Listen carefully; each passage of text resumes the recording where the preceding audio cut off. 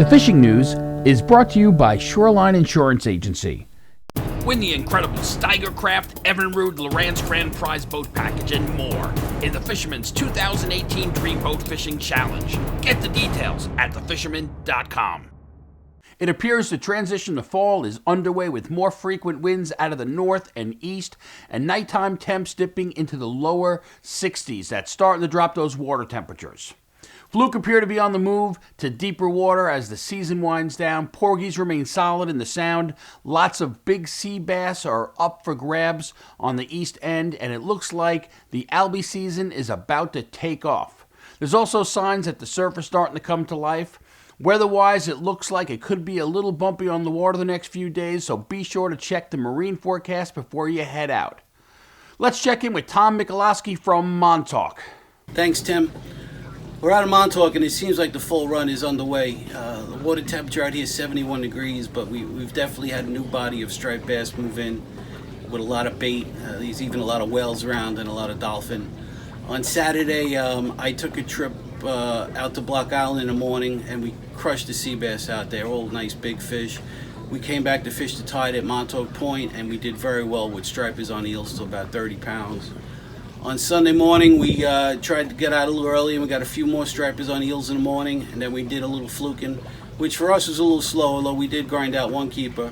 But Captain Ron on the Coyote, with his Captain Ron Leiter on the Coyote with his son Matthew and Mike Kowalski did okay. They had about 7 keepers, but nice quality fish right around the lighthouse. But I really think the fluking is on its last leg out in Montauk. Sunday afternoon, that's when the diamond jigging went crazy off the lighthouse. It was good, even on eels and diamond jigs with bass up to 30 pounds. And then today, we did a tournament for the FDNY. It's called the Stack Tournament, and they had insane diamond jigging, where we had probably 25 to 30 stripers. Nothing really big, maybe 25 pounds tops. But the action was ridiculous, and really, it was only 2 hours of fishing because we lost the tide. Other than that, if the weather lets us get out, I'm sure the good fishing will continue. Mike Dean is reporting from Shinnecock. Thanks, Tim. Things here in Shinnecock have been kind of quiet with the big blow that went through and the remnants of Florence. This weekend looks like, even though there is going to be some wind, it's probably a shot to get out of the inlet and into the ocean a bit. Hopefully there's some bunker pods out there that are worth hanging out and checking out for some bass. There are stripers in the surf, not too big. There does seem to be an awful lot of sand eels around, so might get lucky and get a really big sand eel run again. Still some porgies and sea bass, I think, on the wrecks. No one's really been out that much, so not too many reports there, but the fall run is here, so I definitely think that we're going to start seeing a lot of action very soon. We have a new correspondent from Captree Fuel Bait and Tackle. Brendan, what's going on around the Captree area? Thanks, Tim. Last week's colder weather brought in some peanuts, bunker, and mullet into the inlets. This weekend is going to be great for fluke fishing. Spearing and squid has been working extremely well compared to the regular gulp and bucktails. The snappers and blowfish have just been destroying the gulp. Other fish this weekend, blowfish, snappers, blues. Actually, there was a blitz of striped bass near the Coast Guard station last week. Albies, and of course blue claw crabbing at the piers. Friday, Saturday, and Sunday are all going to be very nice days, from 69 to 72, around there. And then Friday is going to be south winds, 10 to 20 knots, so the beach guys should get some decent action. 10 to 15 on Saturday, and Sunday 5 to 10 with the northeast. So it should be all together a pretty nice weekend. I also heard from Nikki Fishing Girl, and she tells me the bay is still a little churned up from the storm. The best bet is weak fish, and there are still a few keeper fluke in the bay. Captain Lorenzetti reported great blowfish action for the kids, as well as kingfish and weak fish in the back bay. Now let's hear from Joey Leggio, who once again has been out on the water too long. Thank you, Tim. Today's report, I want to start off just by thanking everybody who came out to the Surf and Inshore Fishing Show, hosted by the Fisherman. It was a great showing. So many people came, and there was a lot of people in there listening to me speak, and I just want to thank everybody that came. So cool to see so many familiar faces, and of course, so many new faces. On to the reports. I did get out twice this week, and I went out yesterday after that wicked rainstorm. Figured, you know what? Sun came out. Let me get out for an hour. ran to the back bays with my buddy Chris. We had some nice bluefish and stripers, which were pretty cool. Biggest one Chris had was approximately 10 pounds. We got a quick glimpse at it, and he had a little line failure, and we watched the fish swim away with his Yozori Meg daughter in his mouth. It happens, but it was a nice fish. Shame it got away with the lure, but what are you going to do? That's fishing. Other than that, we had some bluefish, some other stripers, probably like in the 3-pound range. But again, quick run to the back bays right after that storm, and there was some fish, which is good. It's a good sign. Today, we did a shark trip. Ran inshore shark fishing just a little bit south of the Collar Banks. Started a chum slick. Within about maybe 25 minutes, we had the first rod go off, and we had a nice surprise. We had a nice tiger shark. Really cool to see. About 100 pounds, a little juvenile tiger shark we had. Again, had kids on the boat. They had a blast, and we went 3 for 4. We had the tiger, and then we also had 2 brown sharks. Also in the mix, we had a beautiful bonita, approximately 6 pounds. We had a mahi-mahi, and then we had a skipjack. So there was some life around. You know, after the storm, I will tell you the water has changed. It is mud, mud, and mud. Disgusting water. You know, all that crystal clean water we had down by the collar is gone. Hopefully it'll change, but you know, right after a storm like that, the swell, the rain, all that mud, all that dirt really put a damper on things, I guess you would say. But let's pray everything clears up and then gets back to where it was. But other than that, that's my report. Again, thank you everybody who came out. Producing the video, so that whole seminar will be on YouTube. You can check out my page. Just search my name on YouTube, Joey Leggio, and I will pop up. And take a look. Again, thank you. And Tim, I'll talk to you later, brother. Thank you. News 12 meteorologist Rich Von Olin reported sea bass still strong drifting over the reefs. Now let's check in with Luke Feeney from Jamaica Bay. Although there has not been much reported this week, I can report that the weak fish are being caught very solidly on the spots I mentioned last week, which is by the ramp by Floyd Bennett, by the helicopter pad. You gotta mark the weak fish on the bottom. They stack up almost like bait, it looks like, and you either anchor up or drift over that spot with some live peanut bunker. Nothing makes a better bait, and you have a pretty good shot at catching some nice sized weak fish this time of year. The porgy action is still really solid, both by the jetty on the tin can grounds, on the red edge of the channel by Ambrose, and on the Rockaway Reef. Still plenty of porgy action to be had. Just drop down with clamor or jig, and you can have a blast all day with the porgies. Although not much size this time of year, it's still something to put on the table and still a lot of fun. Blackfish are starting to be reported off the docks as that water is cooling off. The blackfish are moving in on pilings, rocks, on green crabs, and nothing is a better activity to do this time of year. In the afternoon when you get home from work or school, you can just fill the afternoon with fun catching small and even some nice sized blackfish too off the docks and local rocks. The fluke are still in the deeper water, although I have not heard much reported on the fluke action. I assume that they're still there in cholera. The season is shortly coming to a close, and you just got to get out there and try in the deeper water for some late season big fluke before the season's over. From Staten Island, we have Mike Manuel. Hey Tim, hey Fisherman, hope all is well. Coming out from the west end of Staten Island, the Arthur Kill River, into the Raritan Bay. Gotta say, blues are here, up to 10 pounds. Raritan Bay top water, and tsunami talking poppers seem to be doing the trick. Confirmed reports also mixed in striped bass, keeper size striped bass. Although I don't keep my striped bass, I let them go so they could grow. But if you're into striped bass fishing, now's the time. Water temperatures around 70 degrees to 69 degrees and dropping. Hurricane Florence dropped some heavy rains. Water was a little bit murky today, but out on the bay, went for a little stroll. Not bad at all, calmed down quite a bit. As far as fluke fishing goes, Ambrose Channel, still catching a lot of shorts. So if you guys want to catch a few more before the season ends, now's the time. One thing I want to mention, guys, the Fisherman fishing show in Long Island was a great event. First time there, had a lot of fun, met a lot of cool guys. So definitely looking forward to it 2019. If you didn't make it this year, make an attempt to make it next year. You find some great deals, guys. So take care, and I'll keep you posted on Striped Bass Run. Adios. From Manhasset Bay, we have Aaron DeBercy with the latest.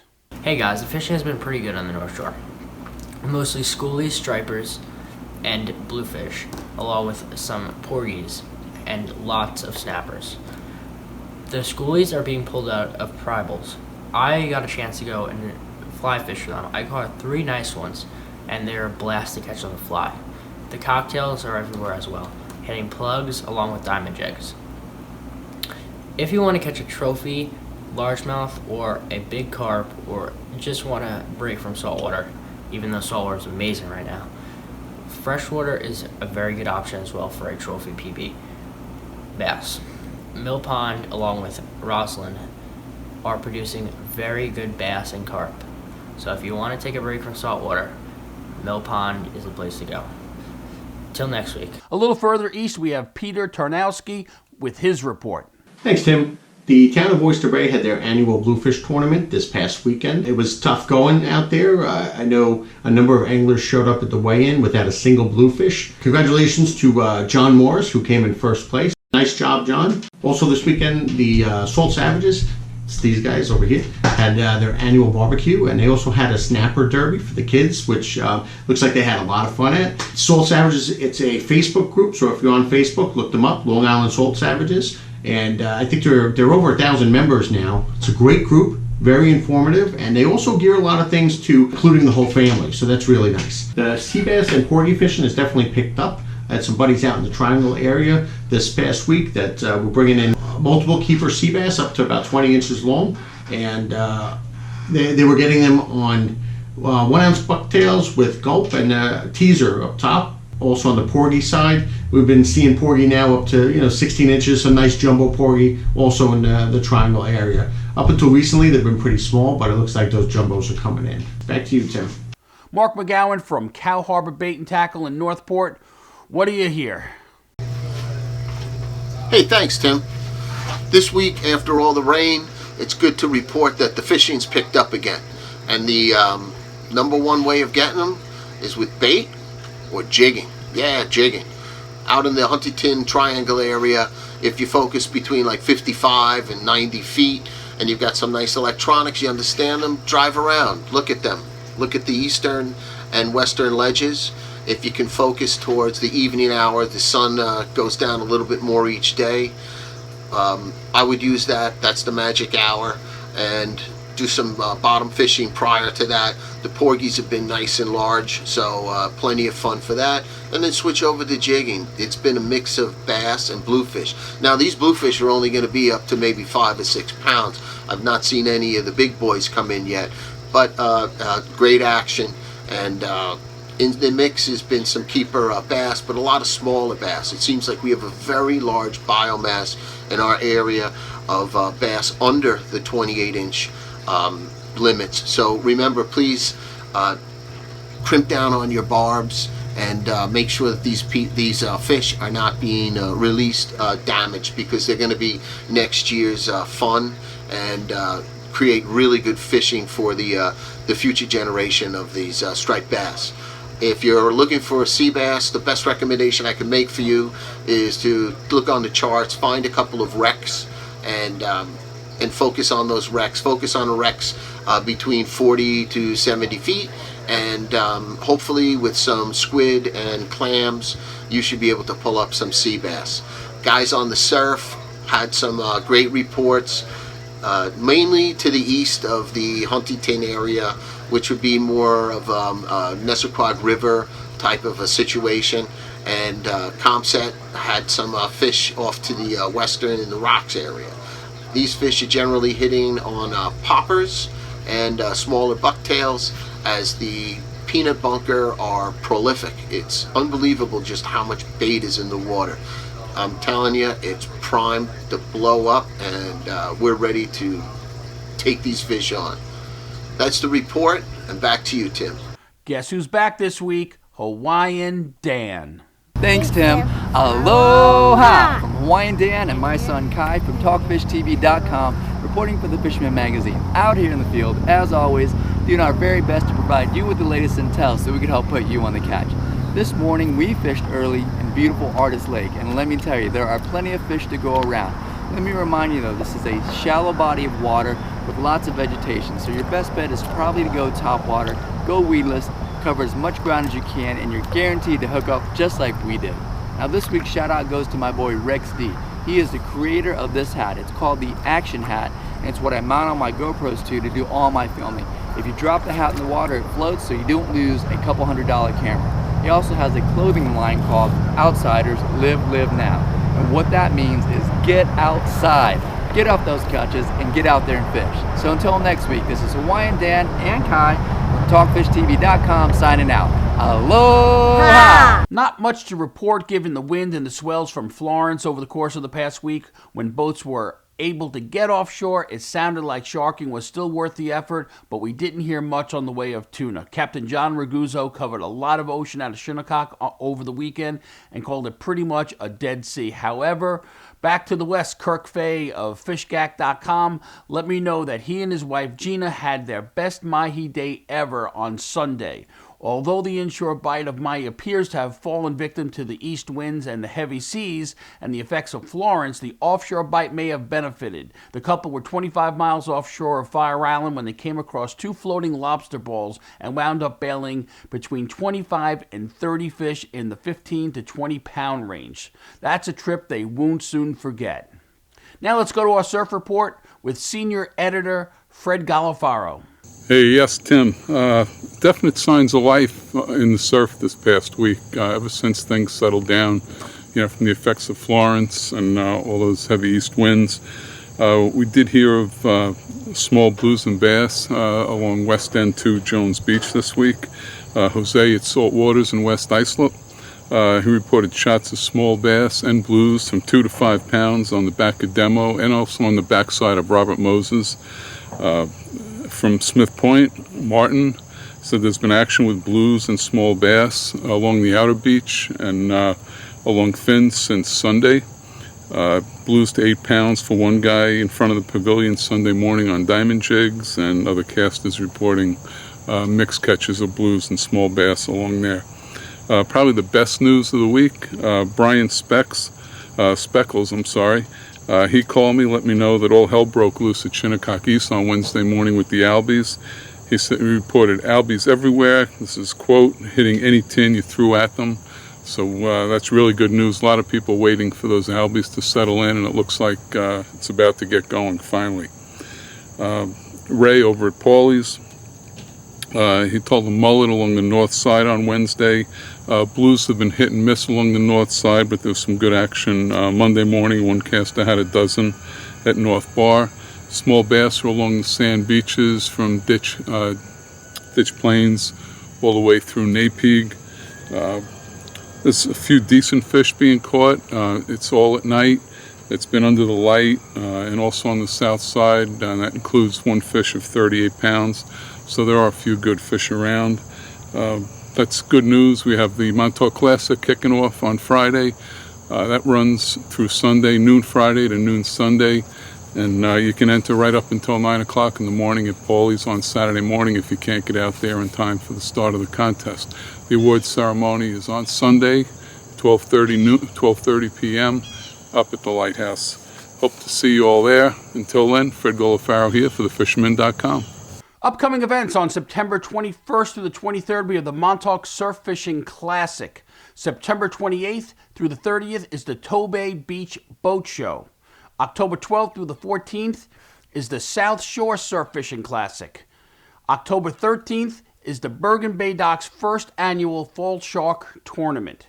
Then October 13th through the 14th is the third annual Bergen Bay Docks Striped Bass Tournament. If you'd like to be part of our weekly video fishing forecasts, we're looking for social media savvy anglers for hyperlocal reporting from around the New York Metro and Long Island area. So if you're a captain, tackle shop, or just an avid angler, contact me at libayrat@gmail.com. For links and more information, be sure to check out this video's description on YouTube. Remember, like our video, subscribe to our YouTube channel, and be a subscriber to the Fisherman magazine to be part of the Dreamboat contest. Get out there, catch 'em up. This is Tim C. Smith for thefisherman.com.